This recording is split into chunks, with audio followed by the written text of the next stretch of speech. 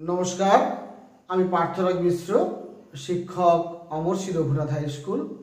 আপনাদের সবাইকে, বিশেষত আমার স্নেহের ছাত্রছাত্রীদের আজ আরও একবার অ্যারাইজ অ্যান্ড নায়কের ক্লাসরুমে স্বাগত জানাই।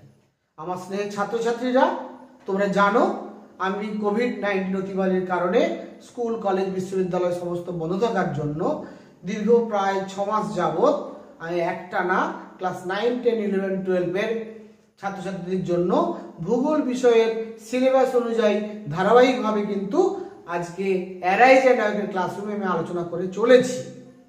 তাই আজকের ক্লাসটা আমি মূলত 10ম শ্রেণীর ছাত্রদের জন্য উপস্থাপন করব। যদিও শুধুমাত্র 10ম শ্রেণীর নয়, 10ম শ্রেণীর পাশাপাশি দ্বাদশ শ্রেণীর ভূগোল বিষয়ের ছাত্রদের জন্য এবং যারা কম্পিটিটিভ এক্সামের জন্য প্রস্তুতি নিচ্ছেন তাদের জন্য আজকের ক্লাসটা উপকারে লাগবে বলে আমার মনে হয়। ক্লাসের শুরুতেই সকলকে বিনম্রভাবে অনুরোধ করব, আপনারা যারা এখনো আমার চ্যানেলটি সাবস্ক্রাইব করেননি দয়া করে চ্যানেলটি সাবস্ক্রাইব করবেন এবং অবশ্যই বেল আইকনটি ক্লিক করে অল নোটিফিকেশনটি অন করে নেবেন, যাতে করে আমি নতুন যখনই কোনো ভিডিও আপলোড করব আপনি সঙ্গে সঙ্গে আপনার নোটিফিকেশনটা পেয়ে যেতে পারেন। আমার স্নেহের ছাত্রছাত্রীরা, আরেকটা কথা তোমাদের অবগতির জন্য আমি জানাই, ভিডিওটা দেখাকালীন তোমরা এই বোর্ডের লেখাগুলোকে যদি স্পষ্টভাবে দেখতে না পাও তাহলে তোমরা আরেকটা কাজ করবে, আমার প্রত্যেকটি ভিডিওর ডেসক্রিপশন বক্সে এবং পাবলিক কমেন্ট বক্সে একটা করে হোয়াইট বোর্ড ইমেজ লিংক দেওয়া থাকে, যেটা গুগল ড্রাইভ লিংক। এই গুগল ড্রাইভ লিংকটাকে তোমরা টাচ করলে এই হোয়াইট বোর্ডের যে ছবি বা ইমেজ তোমরা স্পষ্টভাবে দেখতে পাবে এবং জুম করে ভালোভাবে কিন্তু সেখান থেকে তোমরা পড়তেও পারবে, লিখে নিতেও পারবে। তাই এই লেখাগুলো অত্যন্ত মূল্যবান আমার স্নেহের ছাত্রদের জন্য। সকলকে তাই বলে রাখলাম, তোমাদের যদি ভিডিওটা দেখার সময় ক্লাসটা ভিডিও যাকে বলে বোর্ড ওয়ার্কটা স্পষ্টভাবে দেখা না যায়, তোমরা কিন্তু white board image link Google ড্রাইভের লিংকটাকে ব্যবহার করে স্পষ্টভাবে দেখে নিতে পারবে।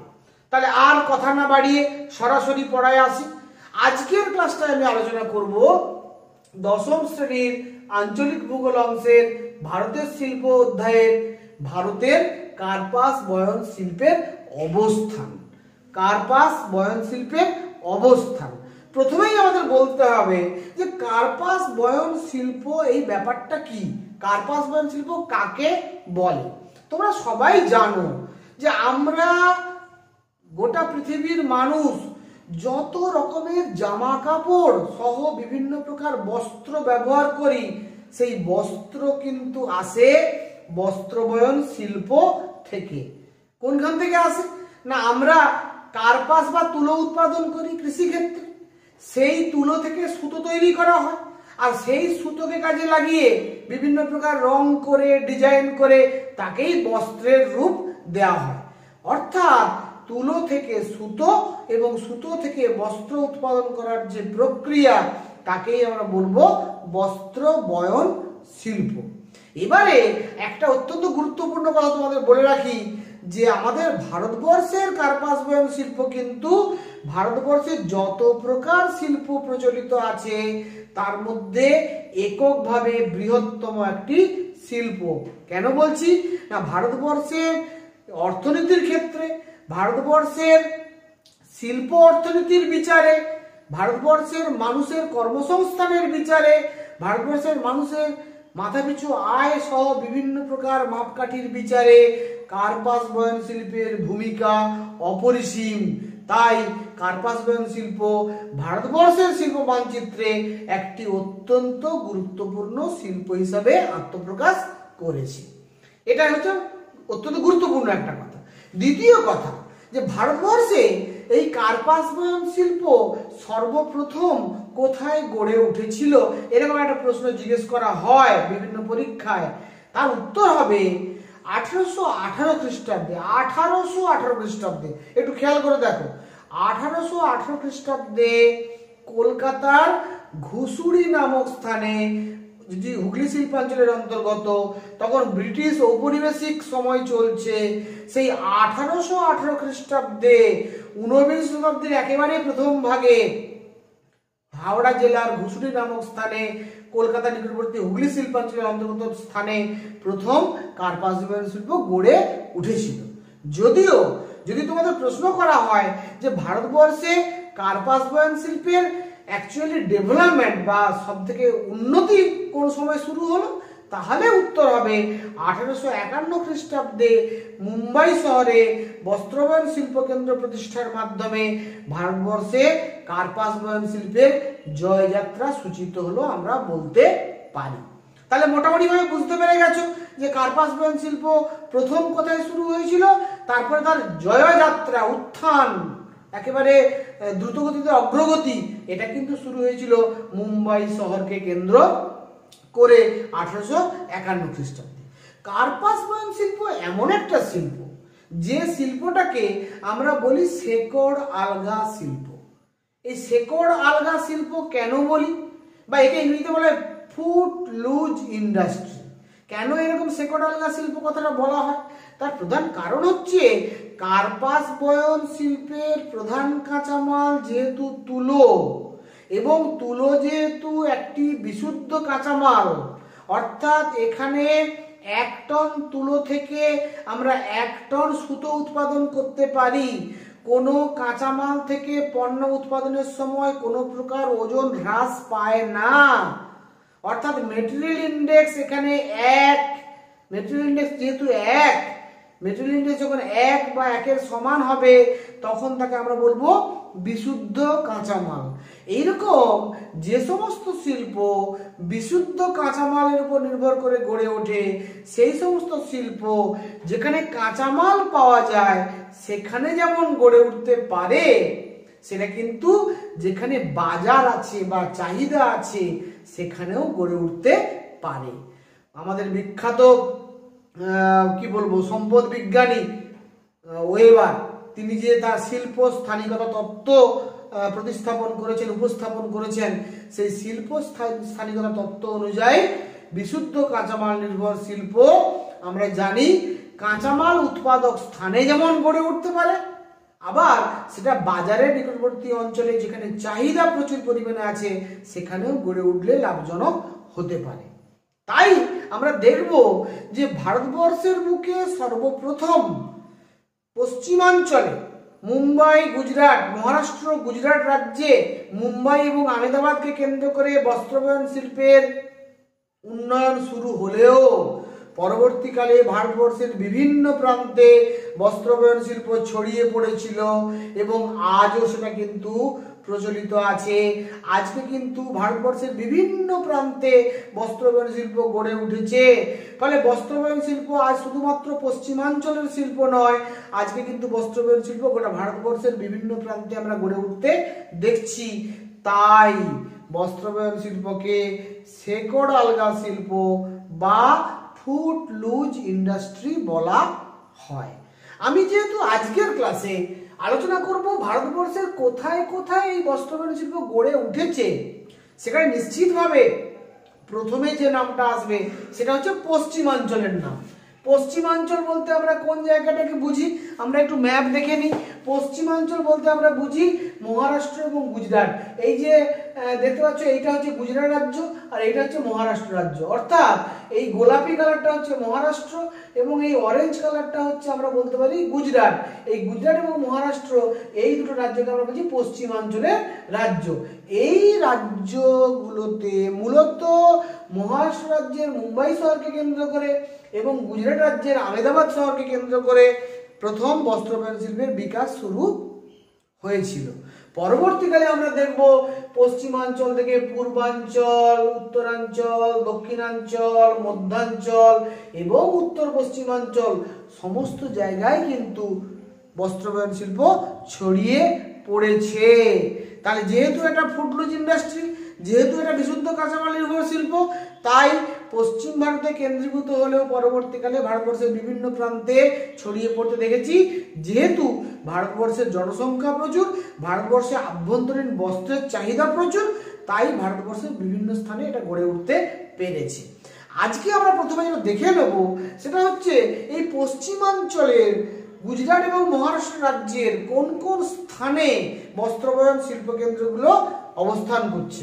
লক্ষ্য করে দেখো, মহারাষ্ট্র রাজ্যের মুম্বাই, পুনে, নাগপুর, সোলাপুর, আকোলা এবং জলগাঁও। আবারও নামগুলো বলছি, দেখো, মুম্বাই, পুনে, নাগপুর, আকোলা, জলগাঁও, এই যে জায়গাগুলো, সোলাপুর, এইগুলো হচ্ছে মহারাষ্ট্রের বিভিন্ন শহরের নাম। এই শহরগুলোতে প্রচুর কাপড়ের কল গড়ে উঠেছে। এবার গুজরাট রাজ্যে দেখো, গুজরাটের আহমেদাবাদ, সুরাট, বরোদা, যেটাকে এখন বলা হয় ভাদোদরা, বরোদার নতুন নাম হয়েছে ভাদোদরা, ভারুচ, তারপরে তোমার ভাবনগর, হ্যাঁ, রাজকোট, এই জায়গাগুলোতে কিন্তু বস্ত্রবয়ন শিল্প কেন্দ্রীভূত হতে আমরা দেখবো। তার মধ্যে সব থেকে ইম্পর্টেন্ট হচ্ছে আহমেদাবাদ। সব থেকে ইম্পর্টেন্ট কোনটা? আহমেদাবাদ। কেন না, আহমেদাবাদকে, এটা মনে রাখবে, ভারতের ম্যানচেস্টার বলা হয়। এইটা কিন্তু খেয়াল রাখবে, আহমেদাবাদকে ভারতের ম্যানচেস্টার বলা হয়। এই কেন ভারতের ম্যানচেস্টার বলা হয় এটা নিয়ে একটু আলোচনা প্রয়োজন। পরীক্ষায় এই প্রশ্নটা বারবার বিভিন্ন সময় আসে যে আহমেদাবাদকে ভারতের ম্যানচেস্টার কেন বলা হয়।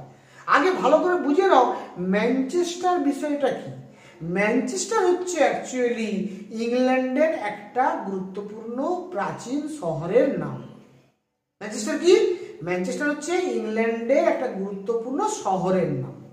যখন গোটা পৃথিবী জুড়ে ইংরেজরা বিভিন্ন দেশে তাদের উপনিবেশ স্থাপন করেছিল, তখন যে সমস্ত দেশে এই ধরনের কার্পাস উৎপাদন হতো খুব ভালো পরিমাণে, সেই দেশ থেকে তারা কার্পাসকে বা বস্ত্রবয়ন শিল্পের কাঁচামালকে জাহাজে করে তাদের দেশে নিয়ে চলে যেত এবং নিয়ে চলে গিয়ে ম্যানচেস্টারে প্রচুর কাপড়ের কল তারা স্থাপন করেছিল। সেই কাপড়ের কল থেকে তারা বস্ত্র উৎপাদন করে আবার জলপথে জাহাজের মাধ্যমে পৃথিবীর বিভিন্ন প্রান্তে তারা কিন্তু রপ্তানি করে প্রচুর বৈদেশিক মুদ্রা অর্জন করত বা প্রফিট অর্জন করত।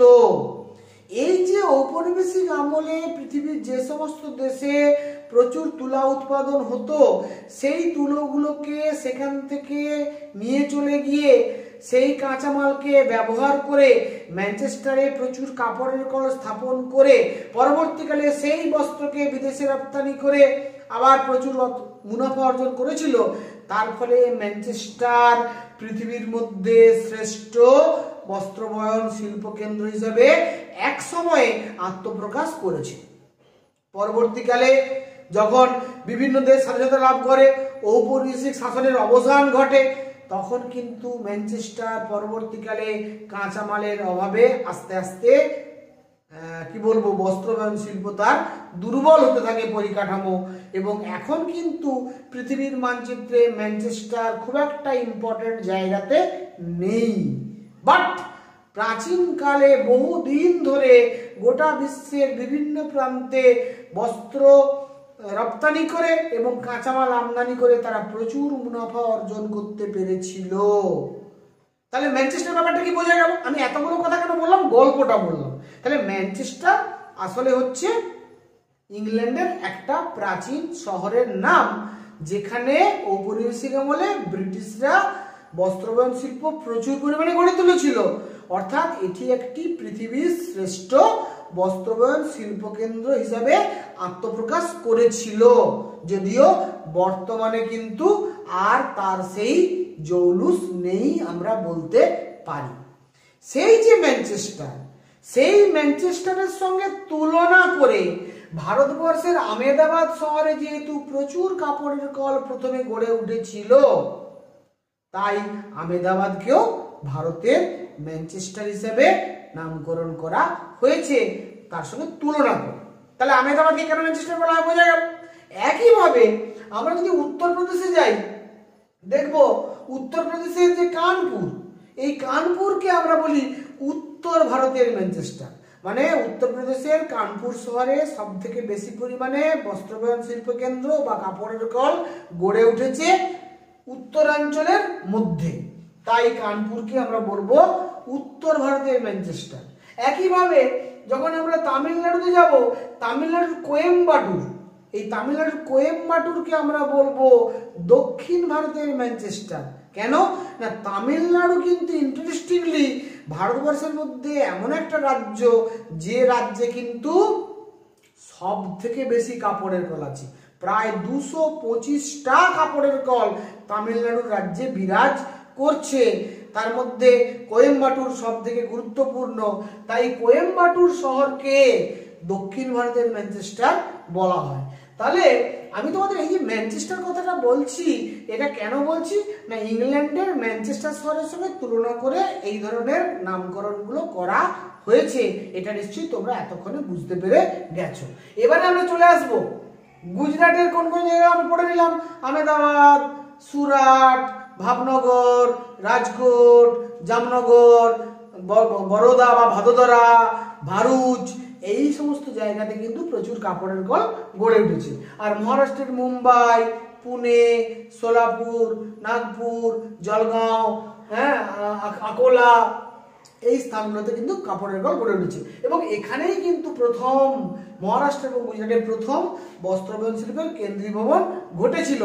পরের ক্লাসে কেন পশ্চিম ভারতে প্রথম বস্ত্রবয়ন শিল্প কেন্দ্রীভূত হয়েছিল সেটা আলোচনা করব। আজকের ক্লাসে এটা আমি আলোচনা করছি না। পরের ক্লাস দেখার জন্য সবাইকে অনুরোধ এখন থেকে করা থাকলো। এবারে চলে আসবো মধ্যাঞ্চল। মধ্যাঞ্চল মানে কোনটা? ভারতবর্ষের মধ্যভাগ। ভারতবর্ষের মধ্যভাগ মানে এই মধ্যপ্রদেশ রিজিয়নটা। এই মধ্যপ্রদেশের ভোপাল, উজ্জয়িনী, ঝাঁসি, ইন্দোর, গোয়ালিয়র, এই জায়গাগুলোতে, মধ্যপ্রদেশের রাজধানী আমরা জানি ভোপাল, এছাড়া গোয়ালিয়র, ইন্দোর, উজ্জয়িনী, ঝাঁসি, এই জায়গাগুলোতে কিন্তু অনেক কাপড়ের কল গড়ে উঠেছে। তাই মধ্যাঞ্চলের এইগুলোকে আমরা বলবো বস্ত্রবয়ন শিল্পকেন্দ্রের অবস্থান। এবারে চলে আসবো দক্ষিণাঞ্চল। দক্ষিণাঞ্চলে কোন কোন স্টেট আছে? তামিলনাড়ু, কর্ণাটক, কেরালা এবং অন্ধ্রপ্রদেশ। আমি তামিলনাড়ুর বললাম যে তামিলনাড়ু কিন্তু ভারতবর্ষের মধ্যে রাজ্যের ভিত্তিতে সংখ্যার বিচারে সব থেকে বেশি কাপড়ের কল আছে। এখানে কোয়েম্বাটুর, চেন্নাই, সালেম, মাদুরাই, তিরুনেলভেলি, এরকম বহু কাপড়ের কল গড়ে উঠেছে, প্রায় 225টা। একইভাবে কর্ণাটকের ব্যাঙ্গালোর, মহীশূর, দেখো হুগলি, বেলগাঁও, এইখানে কিন্তু কাপড়ের কল গড়ে উঠেছে। কেরালা বা বস্ত্রবয়ন শিল্প কেন্দ্র গড়ে উঠেছে। কেরালার তিরুবনন্তপুরম, কোচি, আমরা জানি যে আলেপ্পি, কোঝিকোড, কুইলন, এই সমস্ত জায়গাতে কিন্তু কাপড়ের কল গড়ে উঠেছে। এবং অন্ধ্রপ্রদেশের হায়দ্রাবাদ, সেকেন্দ্রাবাদ, আমরা জানি গুন্টুর, বিজয়ওয়াড়া, এইগুলোতে কিন্তু বস্ত্রবয়ন শিল্প গড়ে উঠেছে। ফলে দক্ষিণ ভারতের 4টে রাজ্য তামিলনাড়ু, কর্ণাটক, কেরালা এবং অন্ধ্রপ্রদেশ, ম্যাপে একটু দেখে নেব। এইটা হচ্ছে অন্ধ্রপ্রদেশ, দেখে নাও ভালো করে। এই যে আকাশি কালারের এইটা হচ্ছে অন্ধ্রপ্রদেশ, এই হলুদ কালার এটা হচ্ছে কর্ণাটক, এই অরেঞ্জ কালার এটা হচ্ছে তামিলনাড়ু, এই গোলাপি কালার এটাকে বলছি আমরা কেরালা। এই রাজ্যগুলোকে আমরা বলছি দক্ষিণ ভারতের রাজ্য বা দক্ষিণাঞ্চলের রাজ্য। এইগুলোতে কিন্তু বিভিন্ন জায়গায় প্রচুর কাপড়ের কল গড়ে উঠেছে। সব থেকে বেশি গড়ে উঠেছে তামিলনাড়ুতে। তামিলনাড়ুর কোয়েম্বাটুরকে দক্ষিণ ভারতের ম্যানচেস্টার বলা হয়, উত্তরপ্রদেশের কানপুরকে উত্তর ভারতের ম্যানচেস্টার বলা হয়, আহমেদাবাদকে ভারতের ম্যানচেস্টার বলা হয়। আমি একটু আগে তোমাদেরকে আলোচনা করেছি। এছাড়া মধ্য ভারতের কথা বলেছি আমরা, গোয়ালিয়র, ইন্দোর, ভোপাল, এই সমস্ত জায়গাতে, উজ্জয়িনী, ঝাঁসি, এখানেও কিন্তু কাপড়ের কল গড়ে উঠেছে। এবারে চলে আসবো আমাদের পশ্চিমবঙ্গ, পূর্বাঞ্চল। পূর্বাঞ্চলে মূলত কে কে আছে? পশ্চিমবঙ্গ আমরা সবাই জানি, আকাশি কালারের পশ্চিমবঙ্গ, এইটা হচ্ছে উড়িষ্যা। এই পশ্চিমবঙ্গ, উড়িষ্যা, বিহার, এইটাকে আমরা বলি পূর্বাঞ্চল বলতে পারি। মূলত পশ্চিমবঙ্গে কিন্তু গড়ে উঠেছে হাওড়া, শ্রীরামপুর, রিষড়া, ঘুষুড়ি, চাঁপদানি, ফুলেশ্বর, সোদপুর, বেলঘরিয়া, এই জায়গাগুলোতে কিন্তু, অর্থাৎ পুরোটা হুগলি শিল্পাঞ্চলে ব্রিটিশদের উদ্যোগে এই কিন্তু কারখানাগুলো গড়ে উঠেছে। সবার প্রথম গড়ে উঠেছিল 1818 সালে ঘুষুড়ি নামক স্থানে, এটা মনে রাখবে। তাহলে ঘুষুড়িটা কিন্তু আমরা মনে রাখবো, শর্ট প্রশ্নের জন্য এটা ইম্পর্টেন্ট। ঘুষুড়ি হচ্ছে ভারতবর্ষের প্রথম বস্ত্রবয়ন শিল্প কেন্দ্র, ঠিক আছে, 1818। আর 1851-তে হচ্ছে মুম্বাই শহরে স্টার্ট হয়েছিল, 1851 ডেভেলপমেন্ট স্টার্ট হয়েছিল। এই দুটো ডেট আমরা মনে রাখবো, সাল আমরা মনে রাখবো। এছাড়া উড়িষ্যার দেখো কটক এবং ভুবনেশ্বর, এই দুটো জায়গাতে কিন্তু অনেক কাপড়ের কল গড়ে উঠতে আমরা দেখেছি। ফলে পূর্ব ভারতে যেহেতু জনসংখ্যা বেশি, জনঘনত্ব বেশি, কাপড়ের চাহিদা বেশি, বস্ত্রের চাহিদা বেশি, তাই এখানে কিন্তু বস্ত্র বয়ন শিল্প গড়ে উঠতে পেরেছে। প্লাস আমি আগেই বলেছি এটা ফুড লুজ ইন্ডাস্ট্রি, এটা শেকড় আলগা শিল্প, যে কোনো জায়গাতে গড়ে উঠতে পারে। সেটা কাঁচামাল যেখানে উৎপাদন হয় সেখানে যেমন গড়ে উঠতে পারে, যেখানে চাহিদা আছে সেখানেও গড়ে উঠতে পারে, অর্থাৎ বাজারের নিকটবর্তী অঞ্চলেও কিন্তু গড়ে উঠতে পারে। এবারে উত্তরাঞ্চলের নামগুলো বলেছি আমি একটু আগে, এলাহাবাদ, কানপুর, বারাণসী। তোমরা ইউপির ম্যাপ দেখবে, এলাহাবাদ তোমরা জানো ত্রিবেণী সঙ্গম, এলাহাবাদ, কানপুর, বারাণসী, এইগুলোতে কিন্তু আমরা উত্তরপ্রদেশে কাপড়ের কল গড়ে উঠতে দেখব। উত্তর পশ্চিমাঞ্চল, উত্তর পশ্চিমাঞ্চলে কোন কোন রাজ্য আছে? উত্তর পশ্চিমাঞ্চলে আছে পাঞ্জাব, হরিয়ানা, রাজস্থান, দিল্লি, এই রাজ্যগুলোকে আমরা বলবো উত্তর পশ্চিমাঞ্চল। এই অঞ্চলটাকে আমরা বলবো উত্তর পশ্চিমাঞ্চল, ঠিক আছে। উত্তর পাঞ্জাবে দেখো, পাঞ্জাবের অমৃতসর, লুধিয়ানা এবং জলন্ধর, অমৃতসর, লুধিয়ানা এবং জলন্ধর। হরিয়ানার হিসার, ভিরওয়ানি এবং সিরসা, হরিয়ানার হিসার, ভিরওয়ানি এবং সিরসা, এগুলো হচ্ছে প্রধান বস্ত্র বয়ন শিল্প কেন্দ্রের নাম। রাজস্থানের জয়পুর, যোধপুর, উদয়পুর, কোটা, এই জায়গাগুলোতে কিন্তু বস্ত্র বয়ন শিল্প গড়ে উঠেছে। এবং দিল্লি শহরের প্রান্তদেশীয় অংশে বিভিন্ন স্থানে, সেটা হরিয়ানা বর্ডারেই হোক, পাঞ্জাব বর্ডারেই হোক, উত্তরপ্রদেশের নয়ডা বর্ডারেই হোক, রাজস্থান বর্ডারেই হোক, বিভিন্ন জায়গায় কিন্তু বস্ত্র বয়ন শিল্প গড়ে উঠতে আমরা দেখব। ফলে এইভাবে ভারতবর্ষের বিভিন্ন প্রান্তে আমরা পশ্চিমাঞ্চল, মধ্যাঞ্চল, দক্ষিণাঞ্চল, পূর্বাঞ্চল, উত্তরাঞ্চল এবং উত্তর পশ্চিমাঞ্চল, ভারতবর্ষে বর্তমানে 6টি অঞ্চলে বস্ত্র বয়ন শিল্প বিকেন্দ্রীভূত হয়েছে। তাহলে প্রথম কেন্দ্রীভূত হয়েছিল পশ্চিমাঞ্চলে, যেহেতু পশ্চিমাঞ্চলে গুজরাট এবং মহারাষ্ট্র রাজ্যে আমাদের যে দাক্ষিণাত্য মালভূমির উত্তর পশ্চিম অংশে যে অংশটা আমরা কৃষ্ণ মৃত্তিকা দিয়ে গঠিত, যেটাকে রেগুর মৃত্তিকা বলি, সেই রেগুর মৃত্তিকা অঞ্চলে প্রচুর কার্পাস চাষ হয় বলে সেই কাঁচামাল কার্পাসের উপরে নির্ভর করে পশ্চিম ভারতে মহারাষ্ট্র এবং গুজরাট নামক স্থানে রাজ্যে কার্পাস বয়ন শিল্পের কেন্দ্রীভবন ঘটেছিল। পরবর্তীকালে ওয়েবারের শিল্প স্থানীয়তা তত্ত্ব অনুযায়ী ভারতবর্ষ জনবহুল দেশ হওয়ায়, ভারতবর্ষের বিভিন্ন প্রান্তে ব্যাপক চাহিদা থাকায়, ভারতবর্ষের বিভিন্ন প্রান্তে পশ্চিমাঞ্চলের পরে পূর্বাঞ্চল, উত্তরাঞ্চল, দক্ষিণাঞ্চল, মধ্যাঞ্চল এবং উত্তর পশ্চিমাঞ্চলে কার্পাস বয়ন শিল্প বিকেন্দ্রীভূত হয়েছে। তাহলে আমার স্নেহের ছাত্রছাত্রীরা, আশা করি তোমরা কিন্তু আজকের ক্লাসটা সম্পূর্ণভাবে বুঝতে পেরেছো। যদি তাও কোনো অসুবিধা থাকে কমেন্ট বক্সে লিখে জানাবে। ভালো লাগলে লাইক করবে, শেয়ার করবে এবং সাবস্ক্রাইব করবে। এই কথা বলে সবাইকে আরো একবার যথাযোগ্য স্থানে সম্মান, শ্রদ্ধা, শুভেচ্ছা, অভিনন্দন জানিয়ে, আমার স্নেহের ছাত্রদের ভালোবাসা জানিয়ে আজকের ক্লাস এখানেই শেষ করছি। Thank you very much.